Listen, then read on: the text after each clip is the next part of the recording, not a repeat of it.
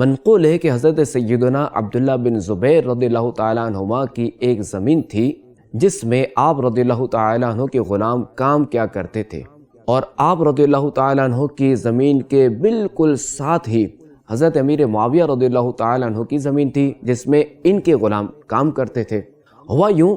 کہ ایک مرتبہ حضرت امیر معاویہ رضی اللہ تعالیٰ عنہ کا ایک غلام حضرت سیدنا عبداللہ بن زبیر رضی اللہ تعالیٰ عنہما کی زمین میں زبردستی گھس آیا، تو حضرت عبداللہ بن زبیر رضی اللہ تعالیٰ عنہ نے حضرت امیر معاویہ رضی اللہ تعالیٰ عنہ کی جانب ایک خط روانہ کیا جس میں یہ لکھا تھا کہ آپ کا غلام میری زمین میں گھس آیا ہے، اسے منع کیجیے، والسلام۔ جب حضرت امیر معاویہ رضی اللہ تعالیٰ عنہ نے جب یہ خط پڑھا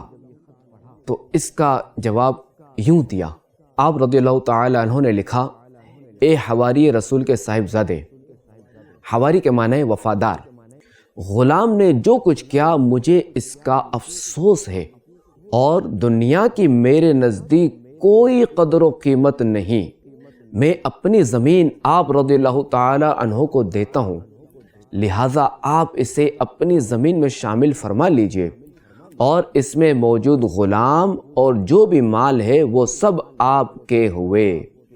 والسلام۔ یہ خط جب حضرت سیدنا عبداللہ بن زبیر رضی اللہ تعالیٰ عنہما کے پاس پہنچا تو آپ رضی اللہ تعالیٰ عنہ نے اس کے جواب میں لکھا کہ میں نے امیر المؤمنین حضرت معاویہ رضی اللہ تعالیٰ عنہ کا خط پڑھا ہے، اللہ کریم ان کی عمر لمبی فرمائے۔ ان جیسی شخصیت جب تک قریش میں موجود ہیں، قریش کی کوئی رائے بیکار نہیں جا سکتی۔ اے عاشقان صحابہ و اہل بیت، حضرت امیر معاویہ رضی اللہ تعالیٰ عنہ نے اس خط کے بعد جو فرمایا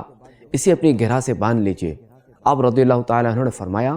جو معاف کرتا ہے وہ سرداری کرتا ہے، جو بردباری کرتا ہے وہ عظیم ہوتا ہے، اور جو درگزر کرتا ہے لوگوں کے دل اس کی طرف مائل ہو جاتے ہیں۔ اللہ کریم ہمیں ان مدنی پھولوں پر عمل کرنے کی توفیق عطا فرمائے، آمین بجاہ خاتم النبیین صلی اللہ علیہ وسلم۔